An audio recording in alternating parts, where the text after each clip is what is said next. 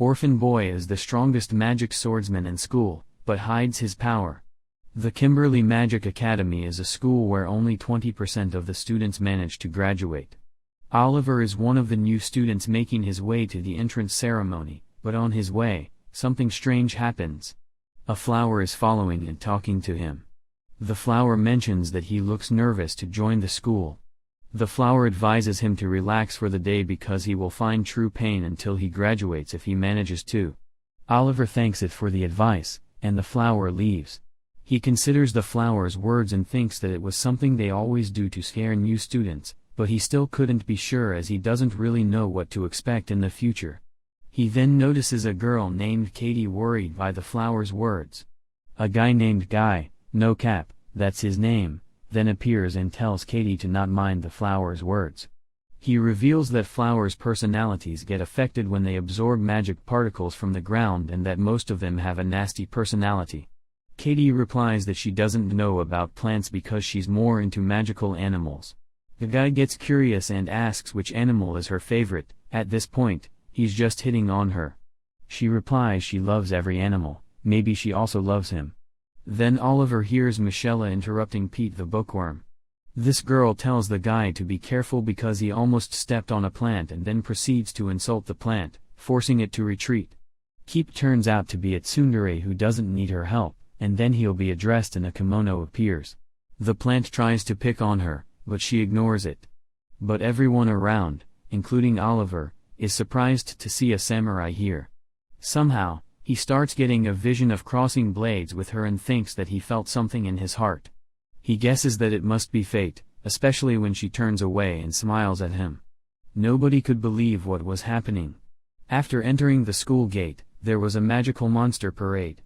There were griffins, salamanders, and even a bloody draken. Oliver found it mesmerizing while Guy was left stunned by the sight.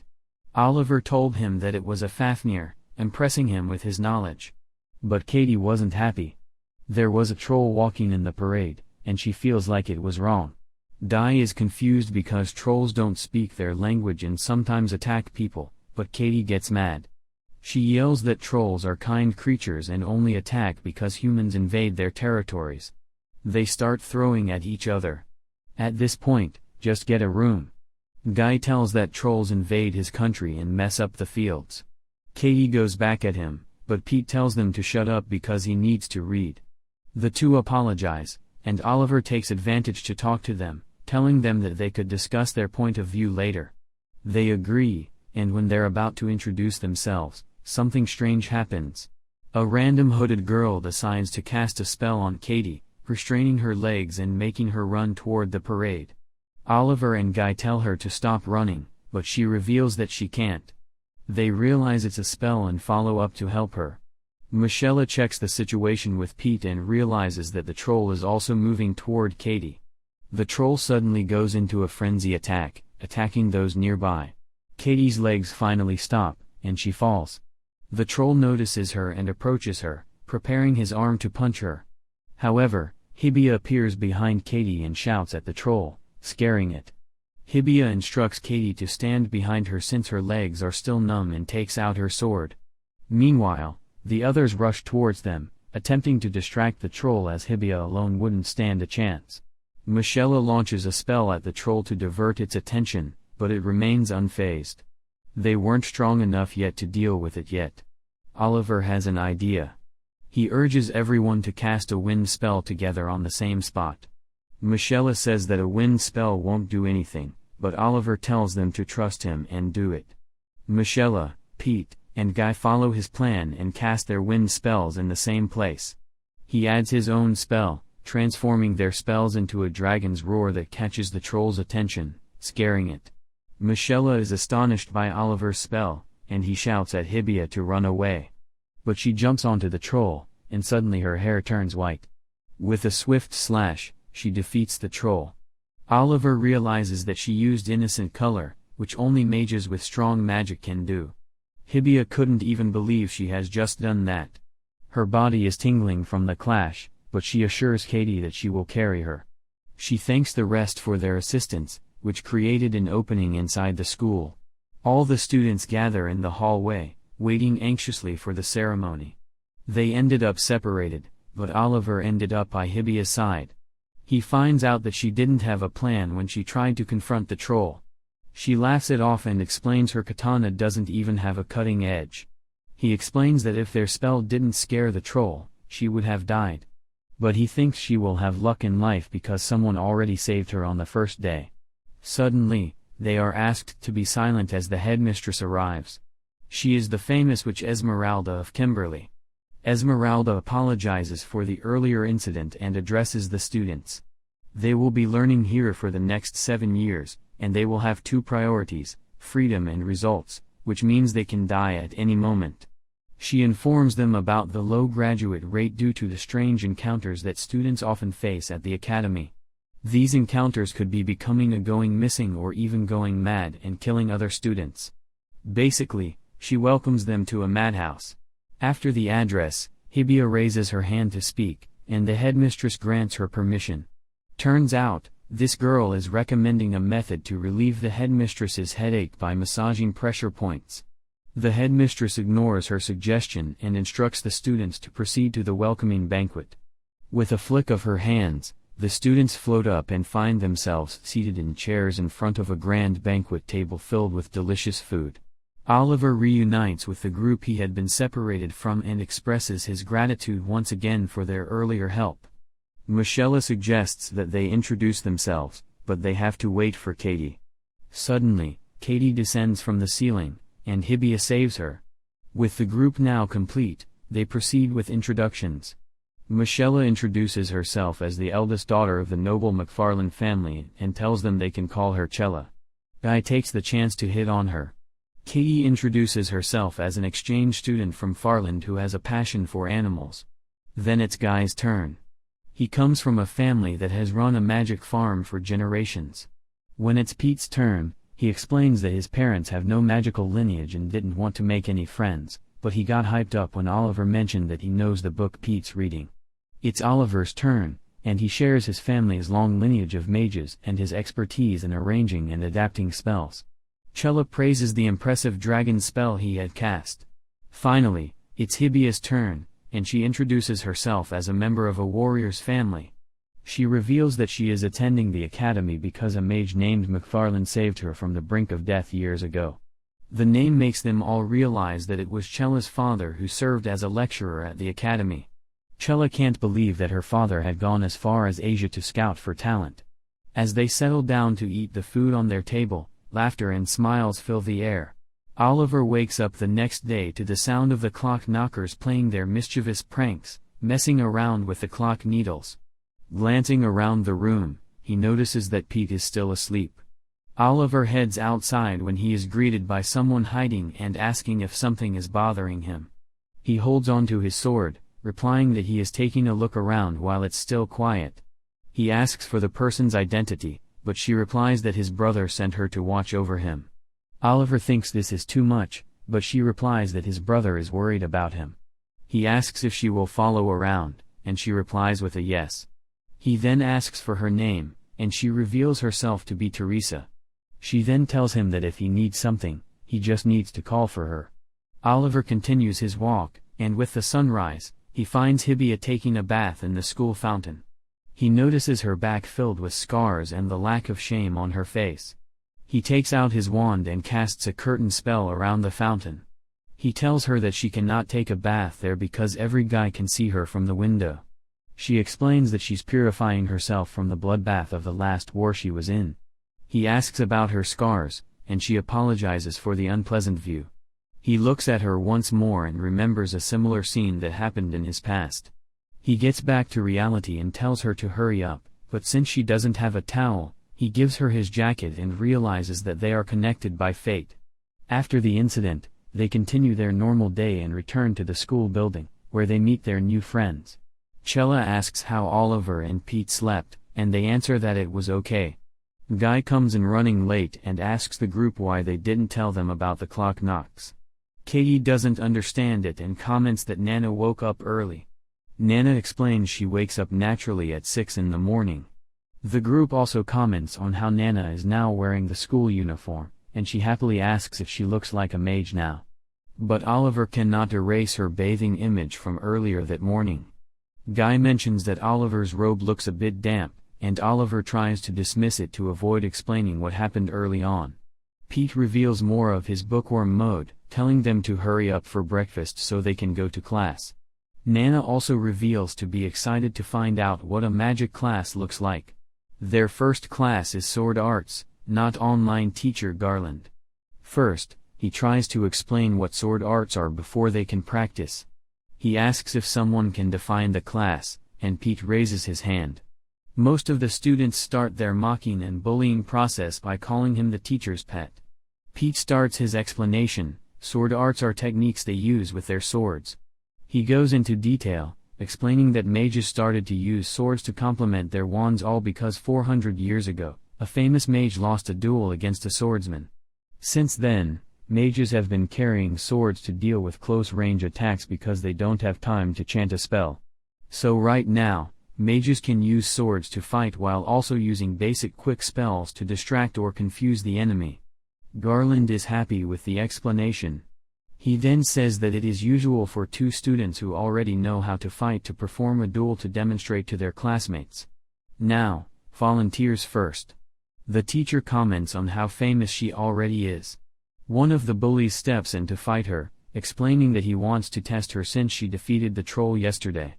Oliver realizes this guy only wants to show off because she lacks sword arts experience and never used magic before, so he decides to step in, asking to duel Nana. The bully gets annoyed and tells Oliver to back down, but Oliver tells him to shut up because he helped Nana fight the troll, so they already have a connection. Oliver knows this dude was there when the troll attacked, but the best he did was wasting oxygen. The bully tries to pull out a BS logic stating that Oliver should have done nothing to deal with the troll and wait for the teachers or upperclassmen. Oliver basically calls him a coward, enraging the bully. Chella comes forth and decides to help by challenging the bully, telling him that people will be more impressed if he defeats her instead of the inexperienced Nana. He ends up accepting after being called a scared cat. The teacher makes the decision that the first duel will be between Nana and Oliver, and the second will be Chella against the bully. The two of them step inside the ring and draw out their swords. The teacher casts a spell on their blades to make them non-lethal and avoid injuries. He explains that this is the only way students can fight each other in their school. If they break the rules, they will be punished. He elaborates that they don't have a time limit, and the combat will end when they inflict a mortal blow to the head or chest. As they prepare to start, Nana tells Oliver that they will have an honorable battle. Oliver agrees and thinks that since Nana doesn't know about magic, he will simply clash swords for a bit and then call it for the day. As the teacher signals to start, Nana's hair turns white, and Oliver realizes that he cannot afford to hold back against her. They continue trading blows until Nana suddenly backs off, confusing Oliver. He sees her crying and saying that it was right here, but he doesn't understand. He feels sad for her and tells her not to cry. He doesn't know why, but deep down, he feels that he needs to do everything to stop her from tearing down. And how do you stop a girl from crying? Simple, you prepare to attack her again. She thanks him and gets her posture back. Oliver feels that right now, they will fight until one of them dies. They dash forward toward each other, but the teacher orders them to stop. He scolds them because both ended up breaking the anti-lethality spell and didn't realize it. Oliver doesn't understand what just happened and why he was fighting.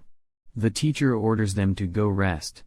The teacher cancels the second duel and decides to continue the lesson. Oliver heads out to rest, and Nana chases after him. She tells him that it was the first fulfilling duel she had in her whole life, but she regrets they couldn't finish it. She explains she wanted to see what awaits her after that moment and asks what he thinks about it. She asks him to fight her again, but this time, without an anti-lethality spell. Oliver reminds her of seeing her tear down and refuses. He tells her that he doesn't want to fight her again, but she doesn't understand why. He says that he doesn't want to kill her, and he also doesn't want to be killed. Nana starts crying again and watches him walk away while asking why. The group reunites during the lunch break, with Guy complaining that his brain cannot follow the lessons. Chella mentions that the speleology class was surprising, and Guy complains about their teacher, Gilchrist, an old Baba who is against mages using swords. She told them that if they call themselves mages, then they should solve their problems with magic, not swords. Pete mentions that she had some impressive familiars, but Guy is more worried about their remaining classes. Katie, on the other hand, is pretty hyped up because they will have a magical biology class, but the teacher, Vanessa, is another crazy woman. Turns out she's against any animal-loving person, despite teaching about magical animals. She tells the students to change their views because magical creatures are only resources, and they will learn how to exploit them. The students will have a practical lesson and deal with magical silkworms. Katie thinks they're so cute, but Vanessa continues to explain that this creature will create as many cocoons as they want just by feeding them magic. The teacher explains that they will not become adults if they rip the cocoon off first, but that's only if they can feed and control the right amount of magic. If they can't do it, then the cocoon will unleash an evil monster. The teacher kills the monster after demonstrating and tells the students that it is their task to create 5 cocoons within 10 tries. If the silkworm becomes a monster, that's the students' problem to solve. They immediately start practicing, some fail and panic, and the teacher simply enjoys the show. Chella is the first one to complete the task, despite failing on her last attempt. She killed the silkworm while the cocoon turned black just before the monster hatched. She then turns to Oliver, who easily got 10 out of 10, and tells him to help Katie repeat, while she helps Nana. Oliver is startled, but Chella mentions she noticed something happened between him and Nana after the fight. Oliver helps Pete, who barely succeeds, and takes his chance to oversee Katie. The teacher is walking around, impressed that this year's students are better than before. She notices Katie is trying to control her magic and do it slowly and tells her to hurry up. The teacher walks away, and a few minutes later, everyone completed the task except for Katie. Chella approaches Oliver to find out how Katie is doing, and he reveals that she's already on the last one. Chella notices that Katie is being extra careful despite already having passed the test. Oliver explains that Katie has a different goal from them. She doesn't care about class, she simply wants to keep the creatures alive. She tries her best to be careful, but she gets distracted when some petals fly past her. She loses control, and the cocoon starts turning black. Oliver quickly tells her to burn it, but she refuses to. The try is to save the silkworm by using her hands to rip the cocoon off. However, the evil creature comes out and bites her just before Oliver and Chella can kill it. The teacher checks the situation and tells them that they lost 2 points for helping Katie out. Oliver takes her to the infirmary so she can get bandaged, and she apologizes for making him leave class. Oliver says that he didn't want to be there, so it's okay. She reveals that her family had a bunch of magical creatures, even demi-humans. Katie was close to a troll, and that's why she cannot bear to see an animal or demi-human getting hurt. She explains that in their mage society, everything without human rights is considered just a resource, and that's the case for magical creatures. She wants to change society so that magical creatures also have rights and reveals that she cannot understand this school's philosophy. Oliver comments that her childhood must have been like an angel growing up in paradise, but now she must accept that the real world is cruel. Despite the comment, he also states that her dream will become noble if she stays the same. Both get flustered, and Oliver tells her to not judge the school based on what she saw on the first day and that she should always remind herself of her friends. Just then, he opens the door, and Teresa, the person who was watching over him, mentions that he had a rough day. He tells her to choose his friends more carefully because someone who can't kill a silkworm will probably die first in this school. Oliver tells her that he will decide and asks if she needs something. She replies that she will be heading to Gwen's workshop and won't be able to watch over him for some time. He tells her to say hi to his cousin, and she leaves.